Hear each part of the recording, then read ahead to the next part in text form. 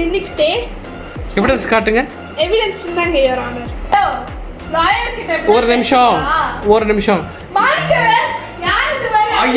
ஐயா நீங்க தீர்ப்பு சொல்றதுக்கு முன்னாடி உங்ககிட்ட மட்டும் நான் 2 விஷயம் சொல்லி ஆகணும். சொல்லுங்க மேடம்.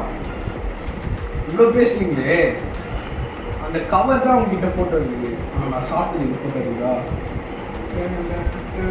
உங்க வயசு கிழிச்சு பாக்கட்டா சார்? வாங்க சார்.